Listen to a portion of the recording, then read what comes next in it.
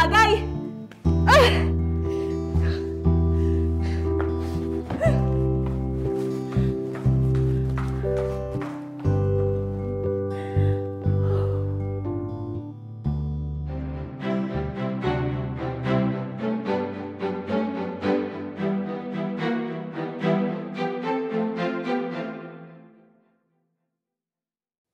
O, paano kumare? Malinaw ng usapan natin ha, na ang anak mo ay dapat maikasal sa anak ko. Wala nang bawian yan, okay? Ay, oo naman, kumare. Alam mo naman na maliliit pa lang ang mga bata, pinagkasundo na natin sila. At alam nating dalawa na silang dalawa ay merong future sa isa't isa. Kaya, huwag kang mag-alala. Hindi ka mapapahiya sa akin, kumare. Mabuti naman kung ganun, kumare.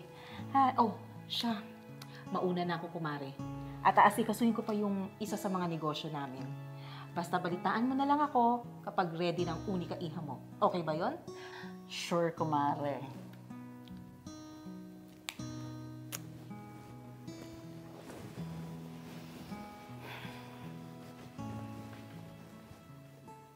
Ano, narinig mo ang usapan namin ng kumari ko. Kaya kung ako sa'yo, iwan mo na yung boyfriend mong walang kwenta. Sa kanya, wala kang future. Hindi kagaya dun sa anak ni Kumaring Melody. May future ka dahil sa kaliwat ka ng negosyo nila. Ay, kaya sumunod ka na lang sa akin, okay? Ma! Di mo ako pwedeng diktahan sa kung anong gusto ko. Malaki na ako para makapagdesisyon sa sarili ko.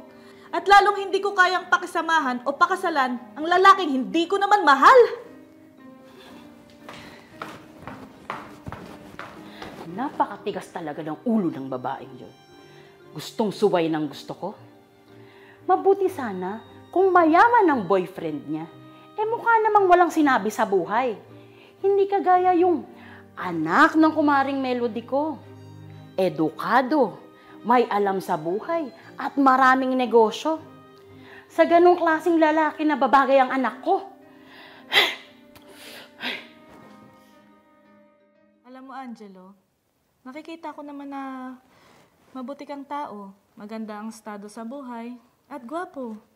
Siguro kung ano man yung napagkasundoan ng mga magulang natin, huwag mo na lang seryosohin. Kasi sila lang naman ang may gusto nun, di ba? Anong ibig mo sabihin, Golda? Na ayaw mo sa akin? Dahil may iba kang gusto? Ganun ba? Hindi naman lingid yun sa kaalaman mo, di ba? Na may boyfriend ako. At mahal ko siya. Nagmamahalan kami. Pero tulad ba niya ako na kaya bigay sa'yo ang magandang buhay? At gusto ba siya ng mama mo para sa'yo? Ang pagkakaalam ko, tutol siya sa relasyon ninyo. Tama ba ako? Nasabi na rin pala ng mama ko sa'yo yun tungkol sa bagay na yan. Dederechahin na kita, Angelo, ha? Kahit kailan. Hindi ako sang-ayon sa gusto ng mama ko na ipagkasundo tayong dalawa. Oo, matagal na sila magkumari ng mama mo. Pero sa huli, dapat tayo pa rin na magdedesisyon para sa atin, di ba? At alam kong marami ka pang makikilalang babae na deserving para sa'yo. Kaya, Angelo, hayaan mo na lang ako sa desisyon ko. Well, ganun nga siguro. May mga bagay talaga na hindi natin pwede angkinin o kunin. Sige, aalis na ako. Pakisabi na sa mama mo na aalis na ako.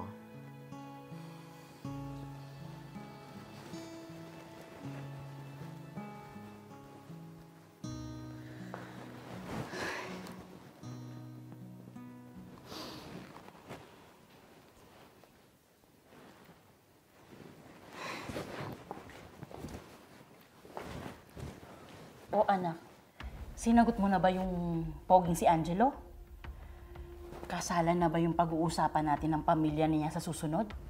Ma, ganyan na po ba kayo kadesperada para ipilit yung isang bagay na labag sa loob ko? Oo nga't gusto niyo lang mapabuti ang buhay ko. Pero naisip niyo din ba yung sarili kong kaligayahan? Kung itatali ko yung sarili ko sa isang lalaking hindi ko naman mahal, ha? Ang lakas naman ng loob mong pagsalitaan ako ng ganyan.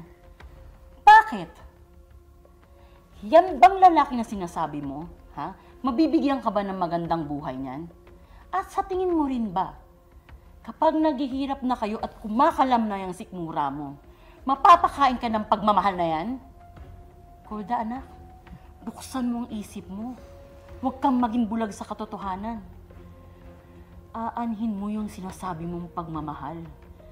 Kung pareho naman kayo naghihirap, aber!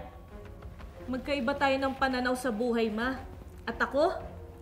Kaya kong mabuhay sa simpleng buhay basta't kasama ko yung taong mahal ko at mahal din ako.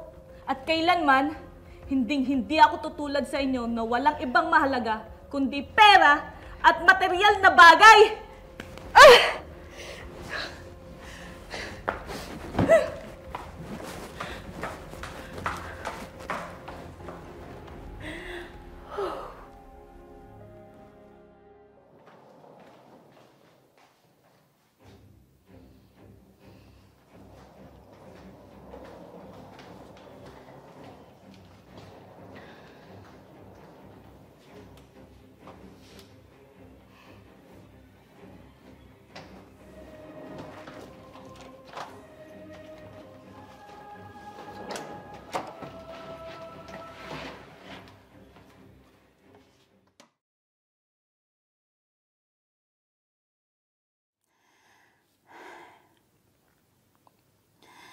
Lampas 1 taon na.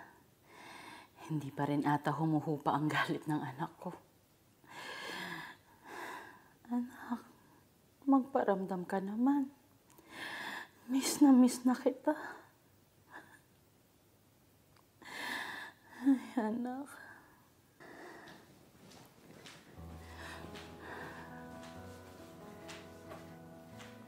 O ma, kamusta na po kayo? Tagal na po nating di nagkita. Naku, anak. Akala ko hindi ka na babalik. Magpaparamdam man lang. 1 taon na rin. Hindi man lang kita nakita o nayakap. Oo nga po eh. Pero nandito na po ako ngayon, ma. At sasabihin ko nga po pala na magkakaapo na po kayo, ma. Ha? Naku. Magandang balita yan, anak. Sa wakas, magkakaapo na rin ako. Pero teka, asan na pala ang asawa mo? Gustong-gusto ko na rin siya makilala, anak. Sasama po sana siya ngayon, ma. Kaya lang, nagkaroon po siya ng biglaang out of the country meeting para sa business nila. Alam niyo po, ma, sayang nga eh. Kasi gustong-gusto din po kayong makilala ni Dave. At alam niyo ba, ma, napakabuting tao ni Dave. At napakasipag. Alam niyo bang sa maikling panahon, na-promote siya sa trabaho bilang senior manager. Masaya ako at tama ang naging desisyon mo sa pagpili ng taong mamahalin mo at tunay na magpapasaya sa'yo. At nung mga panahon na wala ka dito, napagtanto ko na tama ka, na hindi dapat ako nakikialam sa mga desisyon mo. Pasensya na, anak, ha? At lumayo ang loob mo sa akin dahil sa pakikialam ko sa buhay mo. Kalimutan na po natin yun, ma. Ang importante, parehas tayong natuto sa nakaraan.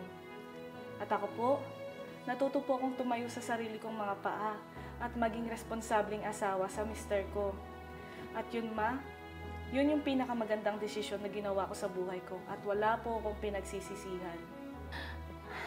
Alam ko, anak, at kitang-kita ko yan sa mga mata mo ngayon. At bilang nanay mo, hangad ko lagi ang kaligayahan mo.